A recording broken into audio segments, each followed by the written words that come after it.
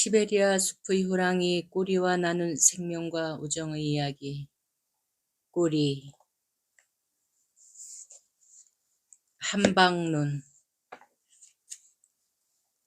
새벽 하늘은 시린 푸른빛이었다. 겨울 태양이 떠오르며 건초 창고 너머로 싸늘한 햇살을 뿌렸다.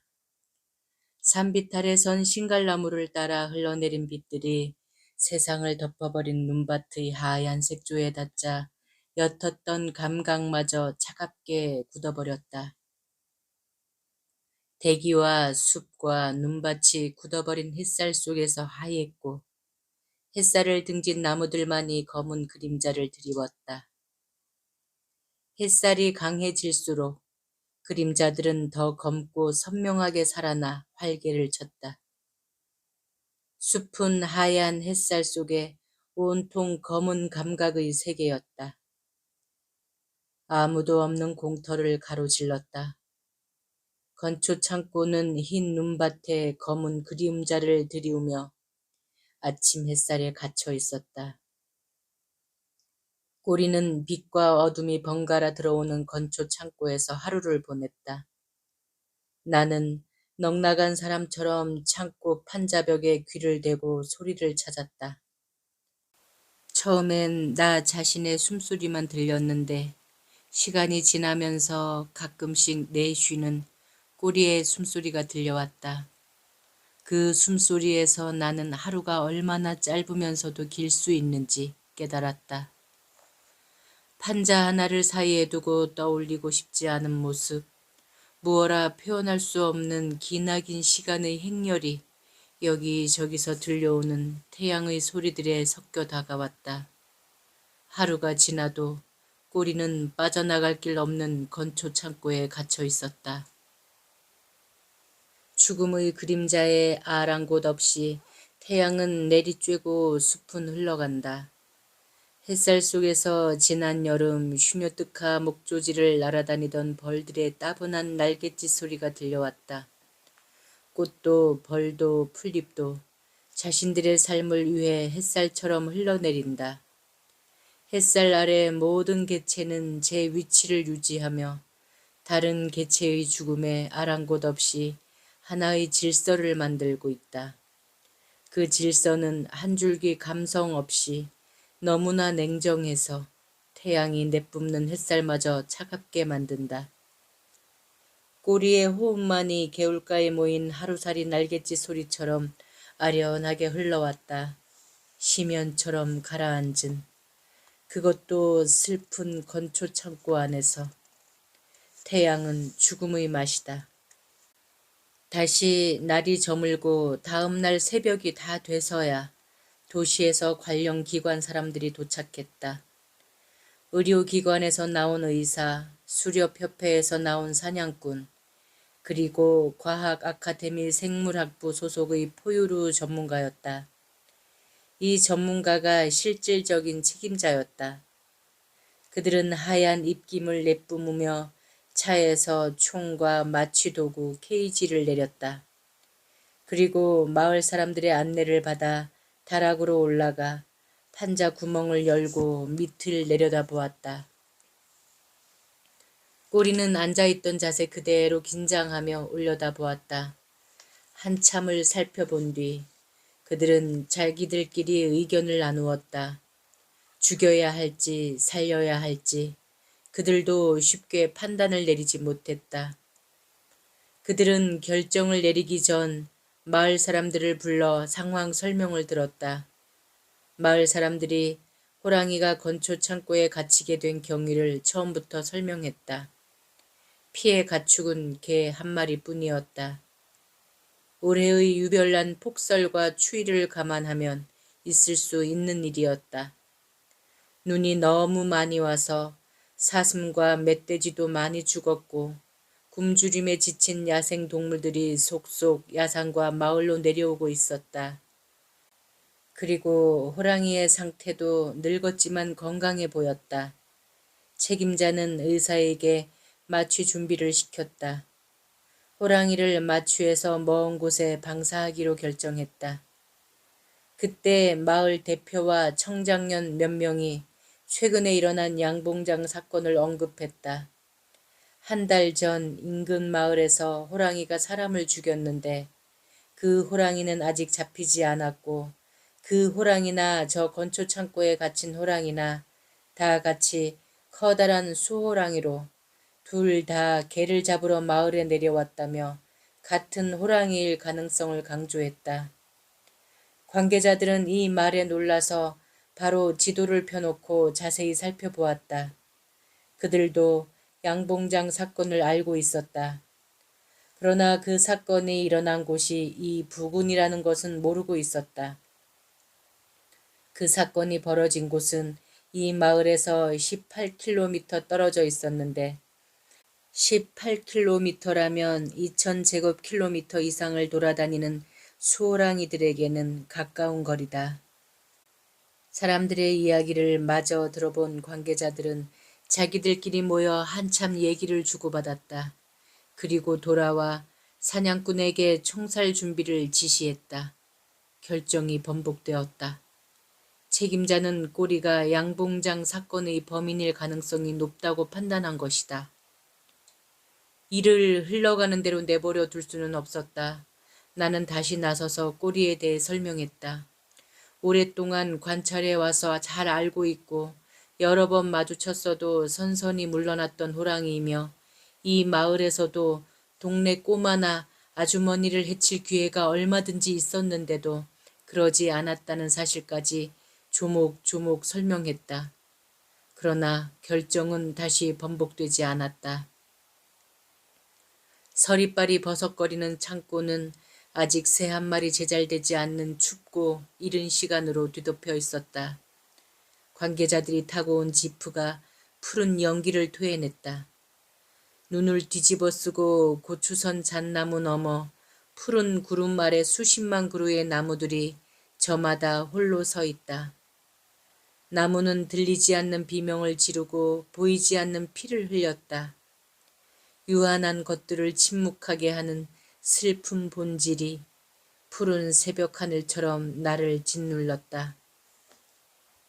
숲은 꼬리에게 많은 것을 베풀었다.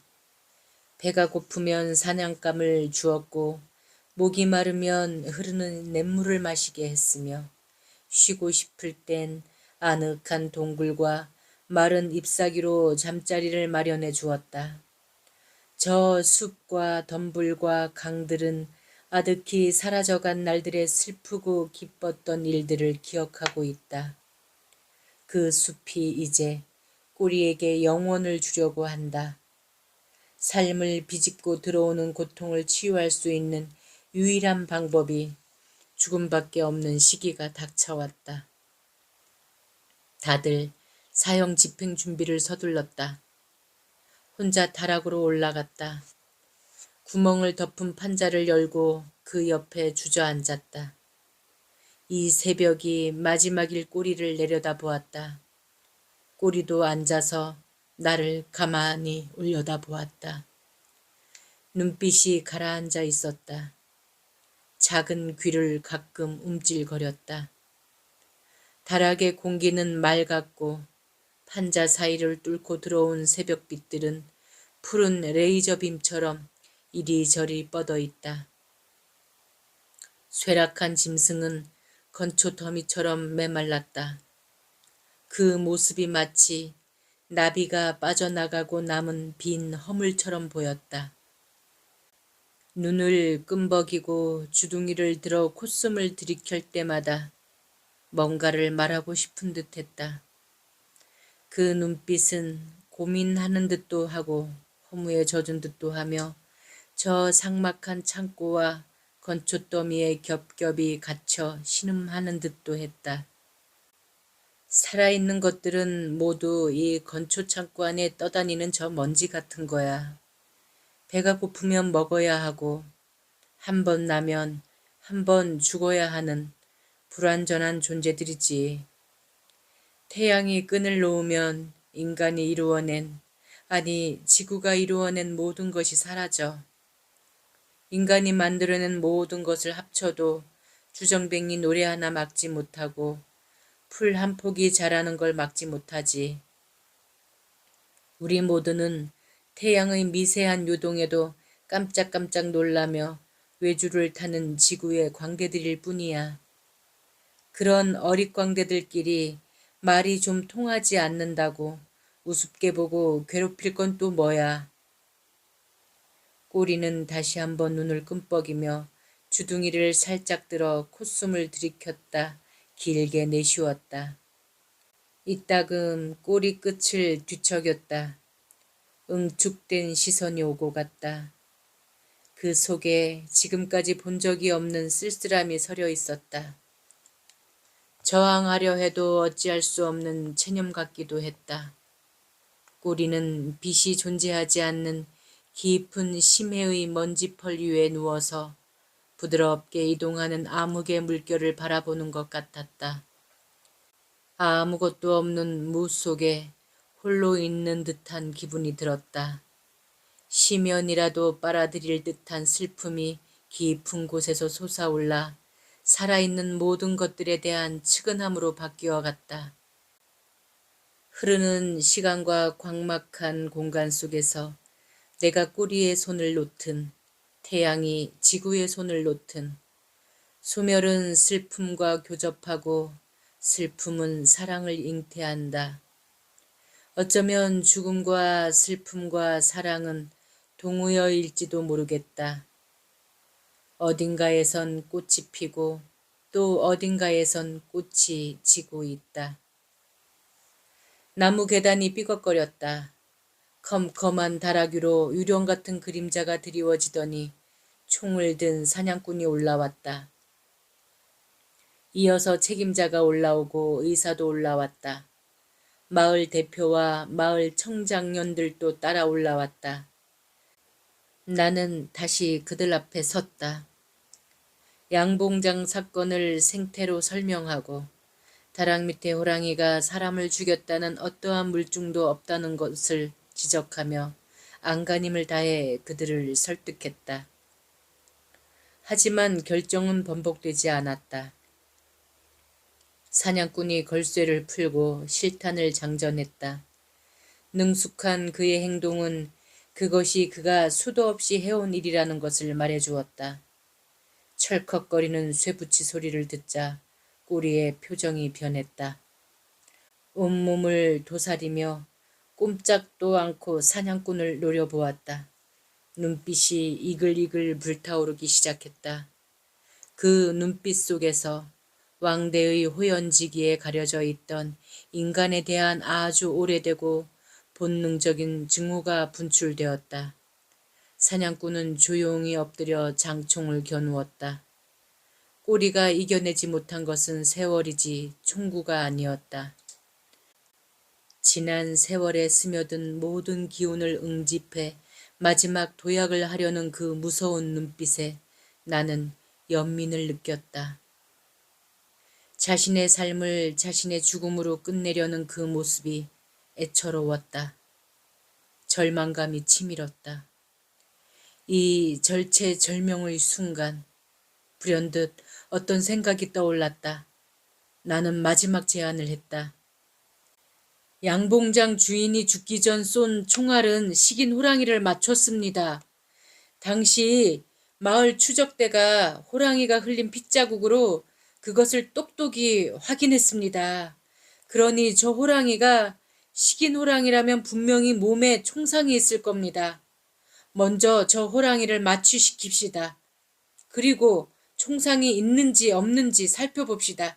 만약 총상이 있다면 그때 총살을 해도 되지 않겠습니까? 총상 얘기가 나오자 책임자가 나를 쳐다보았다. 그리고 다시 꼬리를 쳐다보았다. 마을 사람들도 나를 쳐다보았다. 나는 말을 이었다. 저 호랑이는 이 지역 왕대입니다. 올해 폭설과 혹한에 먹잇감이 부족해 마을로 내려온 것뿐입니다. 저 호랑이의 눈을 보십시오. 건초 창고에 갇혔는데도 저렇게 침착한 호랑이를 보셨나요? 저 침착한 눈빛이 과연 식인 호랑이의 눈빛인가요? 아니, 식인 호랑이인지 아닌지 가릴 마지막 기회조차 줄 필요가 없는 눈빛인가요? 한동안 망설이던 책임자가 관계자들을 따로 불러 이야기를 나누었다. 꼬리는 이글거리는 눈빛으로 나만 쳐다보았다. 시린 새벽의 푸른빛이 판자 틈을 파고들었다. 옅은 먼지들이 빗속에 뿌옇게 떠다녔다. 그 밖의 어둠은 그냥 어둡기만 했다. 짧은 시간이 하염없이 길게 느껴졌다. 회의를 마친 책임자가 마을 대표와 이야기를 나누었다. 그리고 마을 대표는 다시 마을의 청장년들과 이야기를 나누었다. 모든 회의가 끝나자 책임자는 나를 따로 불렀다. 머뭇거리더니 총상을 확인하는 대가로 돈을 요구했다. 자기들이 여기까지 오는데 든 비용이며 인건비, 마취 비용, 식인 호랑이가 아니라면 멀리 방사시키는 데 드는 비용, 추후 예방 차원의 조치 비용까지 거액을 요구했다. 여기서도 존재보다 소유가 득세하고 있었다. 그러나 돈이 곧 시간이었다. 꼬리의 목숨을 돈으로라도 살 기회가 생긴 것이다. 상황이 급해지자 나도 모르게 돈이 지배하는 사회의 천한 근성을 받아들였다. 그것은 비록 먼지가 떠다니더라도 한 줄기 빛이었다. 나는 돈을 지급하고 새로운 상황이 벌어지기 전에 서둘러 마취시키기를 요청했다. 그때 꾸물거리던 마을 대표가 다가와 마을에서 입은 피해 운운하며 돈을 요구했다. 그들은 저 밑에 웅크리고 있는 늙은 호랑이에 대한 나의 각별한 감정을 눈치채고 있었다. 그것이 그들의 협상 무기였고 그것으로 그들은 협상에서 우위에 섰다. 마을 대표와 협의한 뒤 피해행 말고도 가구당 일정 금액을 지급했다. 분배가 끝나자 마을 사람들은 다락을 내려갔다. 그러나 일부 청년들은 남아 쭈뼛거리더니 돈을 더 요구했다.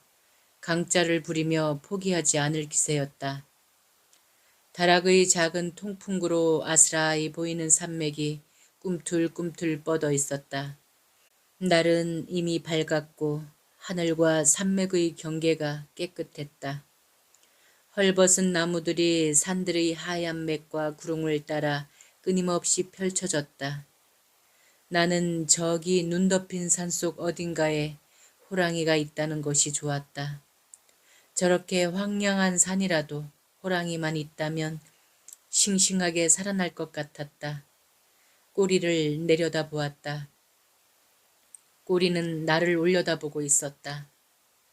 저 꼬리가 그랬던 것처럼 이들에게도 먹을 것이 필요하다. 개 한 마리를 잡아 이 건초 창고로 들어온 꼬리처럼 모두가 필사적으로 살아가고 있었다. 돈을 더 주었다. 그러자 이번에는 만족하고 먼저 다락을 내려갔던 마을 사람들이 다시 올라와 이의를 제기했다. 그들도 돈을 더 요구했다. 불의는 참고 불이익은 못 참는 법일까? 나는 너무 외로워 소름이 돋았다.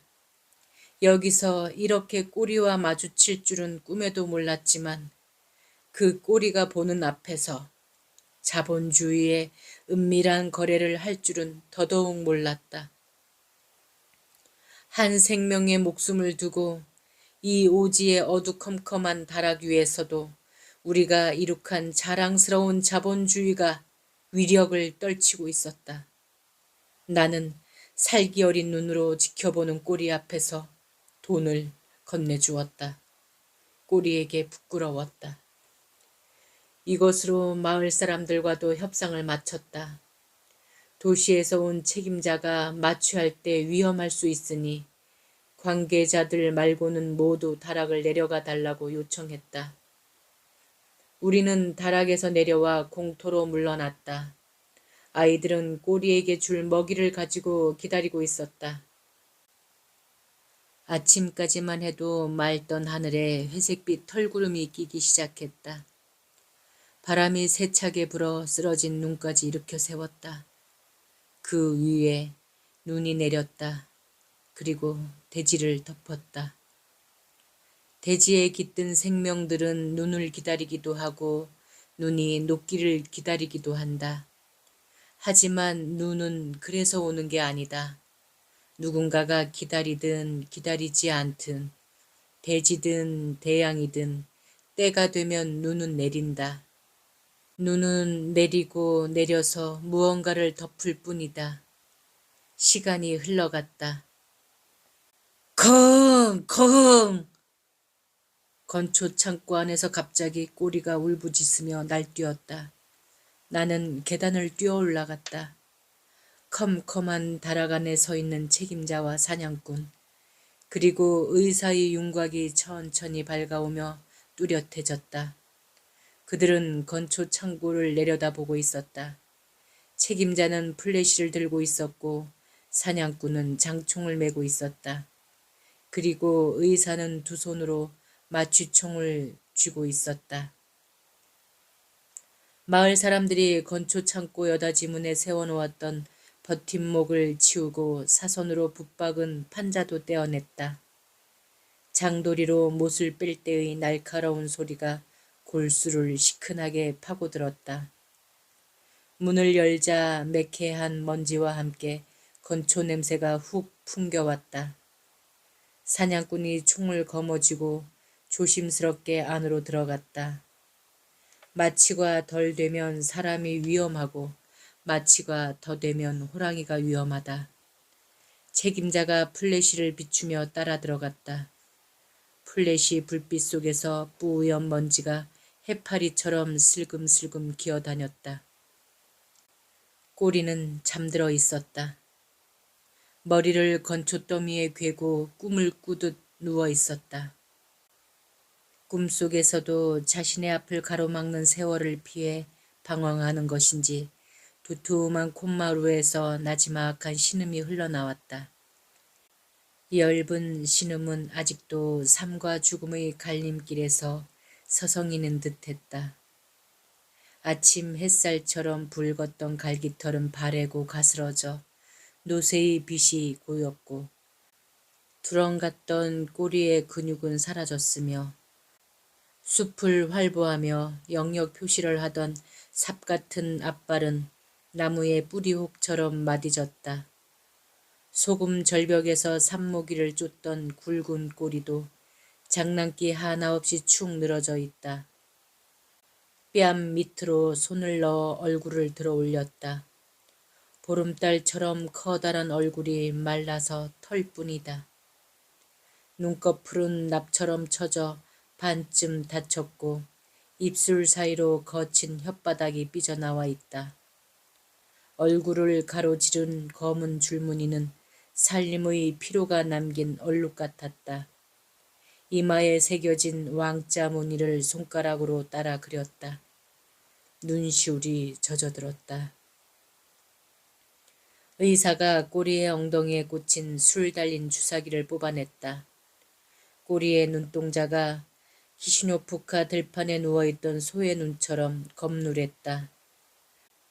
꼬리의 눈동자를 살펴보던 의사가 마취 상태로 눈이 오래 열려있으면 동공이 건조해져 시력을 잃을 수 있다고 안약을 넣고 눈꺼풀을 쓸어내려 감겼다. 누구도 두려워하지 않고 어떤 것도 거리끼지 않던 왕대가 인간의 손에 자신을 맡긴 채 가만히 누워 있었다. 꼬리의 입 안을 살펴보았다. 상아빛 고드름 같은 송곳니 3개는 아직 괜찮았다. 하지만 하나가 썩어 들어가고 있다. 아래쪽 어금니도 2개가 시커먼데 하나는 완전히 썩었고 또 하나는 썩어 들어가고 있다. 호랑이는 자주 쓰는 송곳니가 주로 상하는데 꼬리는 어금니가 먼저 썩었다. 그러나 아직 사냥을 하는 데는 문제가 없고 먹는 데도 지장을 줄 정도는 아니었다. 혓바닥을 구부리자 1cm 길이의 까칠한 혓바늘이 촘촘하게 돋아났다. 평상시에는 납작하다가 먹이를 먹거나 털을 핥을 때 돋아나는 혓바늘은 혓바닥과 마찬가지로 누름빛이었다. 젊은 호랑이들처럼 선명한 연분홍색은 아니었지만 나이에 비해 건강했다. 앞발과 뒷발, 쇠 갈고리 같은 발톱, 그리고 고무 같은 발바닥 패드까지 모두 손상 없이 튼튼했다. 몸통을 쓰다듬자 갈비뼈가 울퉁불퉁 만져졌다. 어깨뼈와 엉덩이뼈는 툭 튀어나와 있었다. 골격이 굵고 털로 덮여 덩치가 커다래 보였지만 꼬리는 말랐다. 몸통에 흉터가 있었다. 옆구리의 붉은 털 속에 난 길이 20cm가량의 긴 흉터였다. 무언가 날카로운 물체에 피부가 갈라졌다가 아문 듯 했다. 오래전에 생긴 흉터였다. 큰 곰을 사냥하다 다쳤는지 아니면 다른 수호랑이와 영역 다툼을 하다가 다쳤는지 상처가 상당히 컸다. 젊은 시절에 얻은 꼬리의 훈장이었다. 여름철에 다친 상처는 아닐 것이다. 이 정도 크기의 상처라면 여름철 세균 감염을 견뎌내기 힘들다.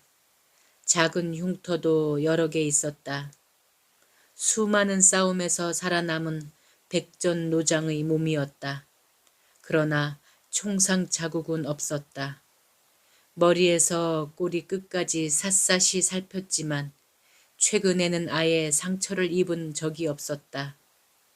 인간들이 손에 온몸을 맡긴 대가로 꼬리에 결백이 입증되었다. 꼬리가 건초 창고에 갇힌 지 사흘째. 눈은 점점 심해지고 있었다. 건초 창고가 멀어지며 지푸는 마을을 벗어났다. 눈 내리는 겨울강을 건넜다. 강 위엔 정적이 감돌았고 산맥에서 갈라져 나온 야산들도 묵묵히 차창을 지나갔다. 맨몸의 야산들이 봉긋하게 오르내리며 부드러운 골새를 끊임없이 흘리고 그 끝자락이 언 강에 닿았다가 눈 덮인 능선을 희끗희끗하게 기어올랐다. 그 위를 피레침처럼 야인 갈색 나무들이 덮고 있다. 그나마 드문드문 박힌 푸른 침엽수와 굵직한 바위더미들이 이 황량한 겨울 야산을 지키며 봄을 기다린다. 겨울은 늘 이렇게 지나간다. 구름 끼고 눈이 내려 낮 사냥을 나온 부엉이가 곡선을 그리며 길을 건너갔다. 야산을 헤매던 사슴 몇 마리도 눈길을 펄쩍펄쩍 뛰어 사라졌다. 꼬리는 시체처럼 잠들어 있었다. 체온이 식을까봐 담요로 덮어놓고 꼬리에 살과 뼈를 계속 주물렀다. 그는 나무 튼 걸 같았다. 잎사귀 떨어지고 가지는 말라 비틀어져 더 이상 서 있을 수가 없어 쓰러진 삭정이 같았다. 느껴지는 촉감이 검버섯 핀 고목처럼 딱딱하고 얼어붙은 강처럼 차가웠다.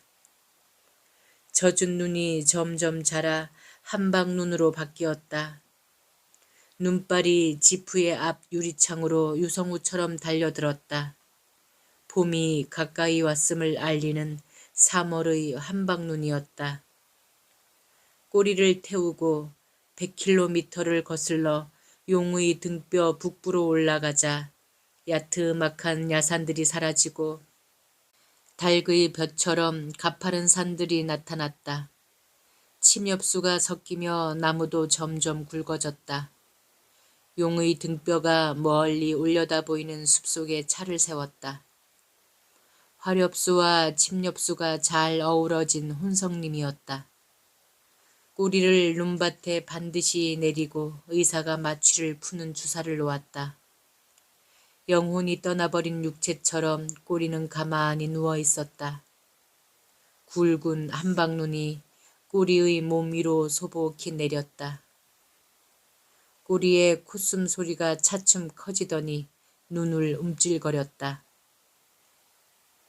헐떡이는 숨이 차츰 빨라졌고 늑골을 들먹거리며 전신을 떨었다. 고통의 순간이 지나가자 눈꺼풀을 힘겹게 들어 올렸다. 안약인지 눈송이인지 눈물인지 초점 흐린 눈동자에 맑은 액체가 그렁그렁 고여있다. 모두 숲 밖으로 물러났다. 꼬리는 일어나려고 몇 번이나 안간힘을 쓰다 겨우 상체를 일으켜 세웠다. 힘이 드는지 몸과 마음이 일치하기를 기다리며 막혔던 숨을 길게 내쉬었다. 하얀 입김이 뭉게뭉게 뿜어져 나왔다. 이윽고 힘을 주어 비틀거리는 몸을 일으켰다. 꼬리는 흔들리는 눈밭에서 디딜 자리를 확인하고 한 발을 내딛다가 힘없이 도로 제자리에 갖다 놓았다. 무슨 소리를 지르려고 하는 것처럼 입을 쩍 벌렸지만 아무 소리도 나오지 않았다. 누군가를 찾는 것처럼 주변을 힘없이 둘러보다 고개를 돌려 나를 물끄러미 쳐다보았다. 눈송이가 쌓여가는 털복숭이 얼굴에 아련한 눈빛이 안간힘을 다해 나에게 어떻게 된 거지? 내가 어디 있는 거야? 라고 묻고 있는 것 같았다.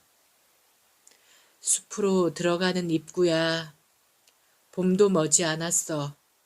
이제 더 이상의 갈림길은 없을 거야. 그랬으면 좋겠어. 애써 무심한 눈빛으로 대답했다. 순간 나는 그가 미소를 흘렸다고 생각했다. 흔들리며 살다가 마지막 순간이 왔을 때 그 순간을 흘낏 보고 안도하는 다 안다는 듯한 미소 말이다. 눈이 쌓여가는 바위들과 희끄물에 서 있는 나무들, 이를 지켜보는 산들의 침묵, 한방눈 내리는 소리가 사각사각 들려왔다. 눈의 소리에 실려 꼬리에 깊은 숨소리가 들려왔다. 숲이 숲다워 보였다. 나를 바라보던 꼬리가 다시 호흡을 가다듬었다. 앞발 하나를 들어 힘없이 휘젓다가 천천히 앞으로 내려놓았다. 한 발 한 발 흔들리며 내딛는 꼬리의 몸짓에서 늙어버린 육신이 주는 거북함이 느껴졌다. 그는 용의 등뼈로 향했다. 푸른 침엽수 우둥지마다 눈이 쌓이고 푸릇하고 거뭇하던 숲이 하얗게 변해갈수록 그의 널찍한 등짝에도 눈이 쌓이고 있었다. 그 속을 그는 천천히, 그렇지만 멈추지 않고 걸어갔다. 산맥을 넘어 고향으로 가는 것처럼, 다음 세대를 위해 자신의 임무를 마치고 떠나는 존재처럼. 그는 내 시야에서 희미해져 갔다. 아니, 그러하기를. 나는 처음으로 나 아닌 어떤 힘에게 빌었다. 저 한방눈이 그의 과거를 지우게 해달라고. 그가 삶을 자연의 품에서 마감하게 해달라고 빌었다. 눈은 끊임없이 내렸다. 용의 정령. 나비 앞세우고 또 봄이 찾아왔다. 방울꽃이 오르더니 개망초가 솟구쳤다. 강아지 풀이 진 자리에 들국화가 벌어지고 들국화가 진 자리에 서리꽃이 피어났다. 서리 묻은 낙엽에서 가을의 냉기가 묻어나더니 북풍이 찾아와 산맥의 눈밭을 휩쓸고 다니다 물러갔다. 꼬리의 소식은 더 이상 들려오지 않았다. 흔적도 발견되지 않았다. 꼬리가 자취를 감춘 라조 지역을 하자인이 차지했다. 조성국 암호랑이도 새끼 2마리를 데리고 소금 절벽에 흔적을 남기기 시작했다. 꼬리가 사라진 지 14개월 뒤, 북풍이 물러간 어느 날 산지기 한 명이 용의 등뼈를 오르다 호랑이 주검을 발견했다. 잔설이 군데군데 남아있는 용의 등뼈 산마루. 독수리나 둥지를 틀만한 높은 바위더미 밑이었다. 양지바른 바위굴 입구에 호랑이가 엎드려 있었다. 근육과 살점은 사가 없어지고 삭다가 말라 비틀어져 구멍이 숭숭 뚫린 가죽과 바래고 흩날려 얼마 남지 않은 털에 덮여 엎드린 자세 그대로 뼈 무더기만 남아 있었다. 겨울을 넘긴 주검인데도 호랑이의 형체를 잘 유지하고 있었다. 무너지지 않은 골격의 뼈들이 대리석으로 깎은 조각처럼 아름다웠다. 양지 바른 곳이라 뼈들이 하얗게 탈색되어서 더 아름다워 보였는지도 모른다. 몸통은 굴 속에 웅크리고 굴 입구에 머리는 턱을 괴고 조용히 잠든 듯 가지런히 모은 앞발 위에 놓아 밖을 빠꼼히 내다보고 있었다. 뼈만 남은 앞발과 허연 두개골에 초봄의 따뜻한 햇살이 비쳤다. 빛바랜 털 오라기는 대부분 날아가고 일부만 바닥에 떨어져 바람에 한 올 한 올 날렸다. 두개골 아래 목뼈에 와이어로 된 올가미가 감겨 있었다. 와이어가 목뼈와 목뼈 사이의 마디를 깊이 파고들었다. 호랑이나 곰을 잡을 때 쓰는 사호줄이 아니라 오솔이나 담비를 잡을 때 쓰는 1호줄이었다. 와이어는 30cm 길이에서 끊어져 있었다. 가느다란 1호줄이라 호랑이가 몸부림치며 끊어내긴 했지만 올가미가 살을 파고들어 목뼈에 깊이 박혔다. 목뼈에서 와이어 줄을 빼냈다. 회복할 수 없는 상처를 입은 호랑이는 자신의 삶을 마감할 자리로 이 굴을 골랐다. 남은 힘을 다해 용의 등뼈를 기어올라 이곳으로 올라왔다. 아마도 이 바위굴에서 태어났을 것이다. 어릴 적 이곳에서 어미의 보살핌을 받으며 형제들과 행복한 시간을 보냈고 성장한 뒤에도 근처를 지날 때면 옛 생각이 나서 들렀을 것이다. 올가미가 목뼈를 파고드는 중상을 입자 마지막으로 생각난 곳도 이 바위굴이었다. 굴 밖에 한 발을 내놓고 그 위에 무거운 머리를 얹은 다음 광활하게 펼쳐진 숲을 내려다보았다. 무슨 생각을 했을까? 어린 시절의 추억에 잠겼을까? 젊은 시절의 영화를 되새겼을까? 아니면 숲속에 버리고 온 자신의 발자국들이 하얀 눈으로 덮이는 것을 보았을까? 그렇게 꿈꾸는 모습으로 영원히 눈을 감았다. 산지기들이 호랑이의 사체를 수습했다. 나는 조심스럽게 두개골을 집어 올렸다. 두개골이 묵직하니 시베리아 호랑이의 두개골 중에서도 아주 큰 편에 속했다. 눈구멍은 깊었고 뭉툭한 턱에 하얗게 탈색된 이빨들이 가지런히 박혀 있었다. 송곳니 4개도 길고 굵직했다. 그중 하나가 썩어 있었다. 제일 안쪽. 어금니도 하나는 시커멓게 썩어 있고 또 하나는 빠지고 없었다. 이빨을 한참 들여다보았다. 아래쪽 어금니였다. 나는 두개골을 들고 석상처럼 우두커니 서 있었다. 누군가 내 손에서 두개골을 빼앗아 포대에 집어넣었다. 상념에서 깨어나 고개를 들었다. 검푸른 밀림이 아스라이 뻗어 있었다. 간간히 불어오는 바람이 바위 더미에 부딪혀 작은 회오리를 만들었다. 그 회오리 바람에 가랑잎들이 둥실 떠올라 나풀나풀 날아갔다. 얼마 남지 않은 빛바랜 호랑이 털도 한 올 두 올 바람에 날아올라 홀씨처럼 광활한 숲의 창공을 맴돌다 하늘로 사라졌다. 그 모습을 지켜보던 한 산지기가 쓸쓸한 목소리로 말했다. 용의 등뼈로 돌아왔구나. 이제 내 애비가 있는 앤두리의 곁으로 가렴. 용의 정령이 되어서.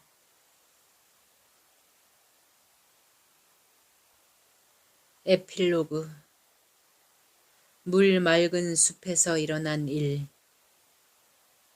안토는 내려다보던 시선을 들어올렸다. 발자국들이 눈밭을 가로질러 맞은편 숲으로 들어갔다. 숲은 푸른 어스름에 덮여 황토빛 구름과 힘을 겨루고 있었다. 그 사이를 가지에서 가지로 건너뛰며 박새들이 하룻밤 잠자리를 찾아 천천히 이동했다. 새에 쓸 고기가 저 숲속에 있다. 페치카 위에서 펄펄 끓는 솥, 그 속에서 피어오르는 진한 고기 냄새, 그걸 바라보는 아이들의 눈망울. 안토는 어깨에 걸쳤던 카빈총을 내려 양손으로 움켜잡았다. 그리고 싱싱한 발자국을 따라 숲으로 들어갔다. 에필로그는 라조 인근의 파르지잔스크에서 일어난 사건을 다룹니다. 필자가 직접 경험하지는 않았지만 사후 자료 조사와 관련자 인터뷰를 통해 재구성했습니다. 등장인물들의 이름은 가명임을 밝혀둡니다. 숲속은 검푸른 어스름이었다. 하루를 마친 박새들이 몸을 움츠리고 미약한 신음을 흘렸다. 발자국들이 오솔길을 따라 조심스럽게 나아갔다. 묵은 눈들이 발밑에서 바스락거렸다. 나무 사이로 한참 걸어가던 안토는 문득 숲을 울리는 것이 자신의 발자국 소리뿐이라는 사실을 깨달았다. 걸음을 멈추었다. 숲은 고요했다. 안토는 숲의 숨소리가 다시 들려올 때까지 나무 옆에 서서 가만히 기다렸다. 멀리서 큰 날개를 가진 날짐승이 느릿느릿 회를 쳤고 집으로 돌아가던 떼까마귀는 괜스레 까웃거렸다. 시간이 흐르며 박새의 신음소리도 다시 들려왔다. 버석. 어딘가에서 마른 눈이 부서졌다. 안토는 카빈총을 들어 올려 소리나는 쪽으로 겨눴다. 헐벗은 나무들 너머로 어스름이 짙어졌다. 저기 어딘가에 사슴들이 어슬렁거리고 있을 것이다. 미끈한 사슴을 생각하자 긴장감마저 감미로웠다. 버석. 다시 눈이 부서졌다. 안토는 소리가 난 느릅나무 굴락으로 천천히 총구를 돌렸다. 검은 형체가 얼핏 나타났다가 어스름 속으로 사라졌다. 이번엔 그 뒤쪽에서 버석거렸다. 안토는 방아쇠 위에 놓인 검지를 슬쩍 누르며 가늠자 속의 시선을 뒤쪽으로 옮겼다. 어스름은 점점 부풀어 올라 세로로 서 있는 나무들이 어렴풋했다. 그 뒤에 가로로 길쭉한 검은빛의 커다란 형체가 서 있었다. 안토는 두개골을 조준했다. 나뭇가지 사이로 비스듬히 스며든 달빛이 두개골의 어슴풀에 빛났다. 검지를 천천히 당겼다. 그 순간 앞으로 집중하던 두개골이 자신을 향해 방향을 틀었다. 두개골이 크고 둥글었다. 그 가운데서 무심한 듯 이글이글 불타는 눈동자가 자신을 바라보고 있었다.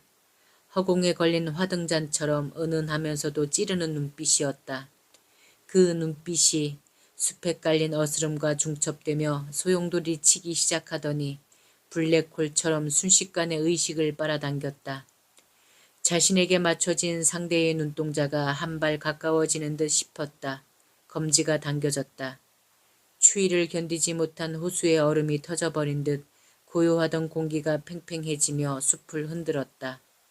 검은 형체가 펄쩍 뛰어올랐다. 박새들이 날아올랐고 화약 냄새로 매캐한 바람에 실려 검은 그림자가 집채만한 파도로 달려들었다. 안토는 돌아서 달렸다. 마을은 어둠에 잠겨 있었다. 새벽까지 보드카를 마시는지 허름한 불빛을 타고 마을 술집에서 구소련 시절의 노래가 흘러나왔다. 새 시대에 적응하지 못하는 낙오자들 하고 뇌까리면서도 레나는 지나온 시대에 대한 향수를 느꼈다. 레나는 종종 걸음을 서둘렀다. 일주일에 5번 새벽 출근을 같이 하지만 남편의 발걸음은 기다려주는 법이 없다. 마을을 벗어나자 멀리 통나무 간이역이 보였다. 그제야 레나는 숨을 돌렸다. 하얀 입김이 뿜어져 나왔다. 저만치 앞서가는 남편의 그림자가 눈 덮인 길 위에서 출렁거렸다. 그림자도 검은 입김을 토해냈다. 레나는 숲을 돌아보았다. 울창한 침엽수림 위로 달이 아직 밝았으나 달 그림자에 휩싸인 숲은 어두웠다. 저기 어딘가에도 생명들이 살고 있겠지만 길쭉이 서 있는 침엽수들의 컴컴한 침묵에 소름이 돋았다. 얼핏 숲이 차가운 숨을 내쉰다고 생각했다. 시선을 거두고 레나는 남편을 향해 다시 종종 걸음쳤다. 달빛 아래 숲 그림자가 슬쩍 흔들렸다. 숲 그림자 속에서 더 검은 그림자가 튀어나오더니 레나를 향해 달리기 시작했다. 앞을 보고 걷던 레나는 덮쳐오는 숲의 숨소리를 들었다. 뒤를 돌아보았다. 한껏 날개를 펼친 검은 양탄자가 날아오고 있었다. 그 순간 양탄자와 충돌하며 쓰러졌다. 장작 패던 도끼에 찍힌 듯한 통증을 오른쪽 어깨에서 느꼈다. 칵!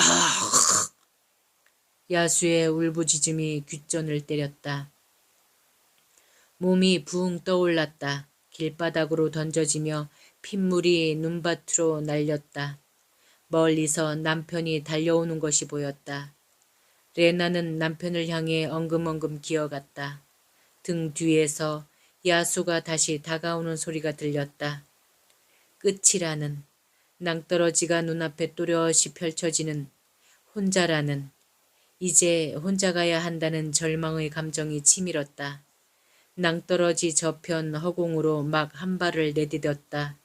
그때 남편의 고함이 터져나왔다. 레나의 등짝을 물어 올리던 야수가 남편을 바라보았다. 남편은 달려오던 그대로 야수를 들이받았다. 야수가 레나에게서 떨어져 주춤 물러났다.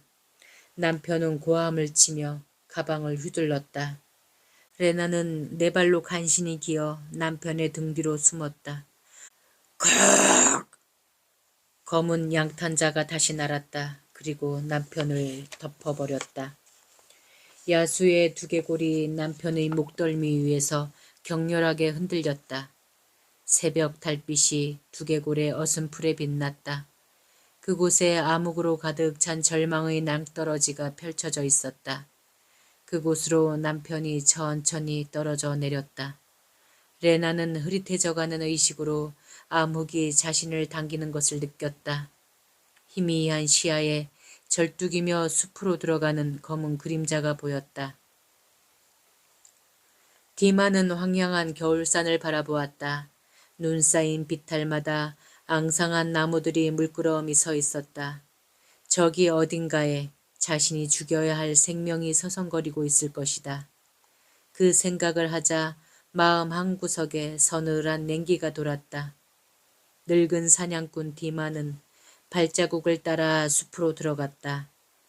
도시에서 파견 나온 젊은 지휘관의 입김에서 보드카 냄새가 났다. 고역스러운 삶의 흔적은 어디서든 풍겼다. 흔적은 명확했다. 사냥개 바르보스가 냄새 맡을 필요가 없을 정도로 눈 덮인 개울을 타고 걸어간 발자국이 생생했다. 왼쪽 앞발을 딛지 못해 끌고 있었고 끌린 자국마다 핏물이 떨어져 있었다. 골짜기로 들어갈수록 핏물이 더 붉어졌다. 여러 차례 멈춰서서 핏자국을 들여다보던 디마가 말했다. 먼저 총을 쐈어요. 그래서 부부를 해친 겁니다. 부부에겐 총이 없었어. 부부를 만나기 전 다른 누군가가 쏜 거죠. 젊은 지휘관은 의심스러운 눈빛으로 늙은 사냥꾼을 쳐다보았다. 이놈이 먼저 덤볐을 수도 있지. 목숨이 위태롭거나 다쳤을 때 아니면 먼저 공격하지 않습니다. 죽인 남자를 먹지도 않았고. 어쨌든 이놈 때문에 한 아이의 아버지가 죽었고 어머니는 크게 다쳤어. 사람들이 그렇게 만든 겁니다. 이놈을 죽이지 말자는 이야긴가? 죽여야죠. 더 많은 희생자가 나오기 전에. 그러나 이유는 알고 죽여야죠. 디마는 카빈 총을 내려 걸쇠를 풀었다. 한나절을 걸어 들어가자 골짜기가 끝났고 가파른 산맥이 가로막았다. 바위 터미들이 질비한 한쪽 구석에 쉬었던 흔적이 있었다. 오래 누워 있었던 듯 체온으로 눈이 녹아 물기가 보였다. 물기에 섞여 피가 고였다. 이 혹한에도 핏물은 얼어붙지 않았다. 추적대의 기척을 느끼고 떠난 지 얼마 되지 않았다. 누워있던 자리를 보면서 디마는 괜한 일을 하고 있다는 것을 깨달았다. 이 자리는 자신의 삶을 마감하기 위해 스스로 고른 자리였다. 이 자리에 누워 조용히 눈을 감고 싶었을 것이다. 핏물은 흥건했고 비탈로 올라간 걸음걸이는 애처로울 정도로 위태로웠다. 쓸데없이 마지막 행군을 부추겼어. 내버려 두어도 끝날 일을. 오후의 석양이 산맥의 서쪽으로 기웃거렸다. 밤은 그들의 시간이다. 디마는 서두르기로 했다. 비탈을 오를수록 발자국은 헝클어져 있고 핏자국은 더욱 붉어졌다. 고통스러운 흔적이 생생했고 거리는 점점 가까워지고 있다. 디마는 눈덩이를 한 움큼 집어 입에 넣었다. 상처받은 삶은 난폭한 것인데. 마음 한편에서 서늘한 바람이 불었다. 자연과 맞설 때는 누구나 겁쟁이가 되는 법이다. 한편으론 그가 속한 종족의 방식대로 삶을 자연스럽게 마감할 기회를 주어야 한다는 생각이 발걸음을 붙잡았다. 죽을 곳을 찾아 헤매는 생명을 쫓는 것은 못할 짓이다. 앞서가던 바르보스가 전진을 멈추었다. 사타구니 사이로 꼬리를 말아넣고 산등성이 한 곳을 뚫어지게 쳐다보며 나지막하게 울더니 몸을 부르르 떨었다. 디마는 바르보스의 임무가 끝났음을 알았다. 이제 자신의 차례였다. 디마는 카빈총의 개머리판을 어깨에 붙였다. 산등성이는 가팔라, 눈밭과 나무들, 드문드문 박힌 작은 바위들 뿐 그 너머는 보이지 않았다. 보이지 않는 상대를 느낀 바르보스가 몸을 사리며 뒤로 처졌다. 바르보스를 따라 젊은 지휘관도 물러났다. 그의 입에서 아직 보드카 냄새가 났다. 디마는 좌우를 자세히 살피며 눈 쌓인 비탈을 천천히 올라갔다. 비탈에 선 침엽수와 자잘한 바위들이 총구 위에서 이리저리 흔들렸다. 정상에 가까워질수록 능선 저쪽 편에서 거목들이 하나둘 나타나 이윽고 둥치 아래까지 보이기 시작했다. 굵은 잣나무들이 질비했고 그 아래에는 자잘한 나무와 덤불들이 얽혀 있다. 커다란 둥치와 둥치가 서로 붙어있는 틈새에 누르스름한 형체가 엎드려 있었다. 앞발과 뒷발은 바짝 당겨졌고 어깨와 엉덩이 뼈는 불쑥 튀어나왔다. 금방이라도 달려들 자세였지만 움직이지를 못했다. 마지막 도약을 노리기에는 거리가 너무 멀고 피도 너무 많이 흘렸다. 디마는 더 이상 다가가지 않았다. 검지를 방아쇠에 걸고 가늠자의 시선을 맞추었다. 그의 눈동자가 미동도 하지 않고 자신을 노려보았다. 디마는 그가 어서 끝내주기를 바란다고 생각했다. 이 말을 정조준했다. 한 방으로 끝내야 했다. 그는 움직이지 않았다. 쭈글쭈글한 디마의 손등에 핏줄이 굵어졌다. 이제 방아쇠 위에 놓인 검지를 당기기만 하면 끝이었다. 그때 그가 고개를 살짝 들었다. 총구를 보려고 했는지도 모른다. 아니면 숲을 보려고 했는지도. 그것도 아니면 먼 옛날 어미와 함께 뛰놀던 산맥 저편의 굴을 생각했는지도 모른다. 이마가 훤하게 잘 보였다. 그곳에서 오후의 석양이 노랗게 빛났다. 검지를 당겼다. 펄쩍 뛰어올랐다. 머리를 흔들며 몇 발자국 비틀대더니 뒷다리를 꺾었다. 디마는 그의 울음소리를 들었다고 생각했다. 그의 몸 깊은 곳에서 울려나온 나지막한 신음이 자신의 몸을 두어 차례 훑고 지나갔다고 생각했다. 사방이 고요해졌다. 산등성이를 넘어온 건들바람이 그의 갈기에서 가끔 나부꼈다. 다음 날 젊은 지휘관과 도시의 높은 기관에서 나온 사람들이 죽은 호랑이를 둘러싸고 영웅처럼 서 있는 사진이 파르지잔스크 신문에 실렸다. 사진 위에는 커다란 활자로 살인 호랑이 사살이라고 쓰여 있었다. 파르지잔스크는 산 좋고 물 맑다고 해서 수청이라고도 불린다. 이 수청 사건은 꼬리가 마을을 습격하기 시작하던 해 겨울에 일어났다. 범인은 배고픔이었다. 배고픔이 증오를 불렀고 증오가 죽음을 불렀다. 이미 죽어 엎어진 주검이나 아직 살았지만 죽음으로 몰리고 있는 삶이나 참혹하긴 마찬가지였다. 시베리아 숲의 호랑이 꼬리와 나눈 생명과 우정의 이야기, 꼬리를 마칩니다. 그동안 들어주신 분들께 너무너무 고맙다는 말씀 드리고 싶습니다.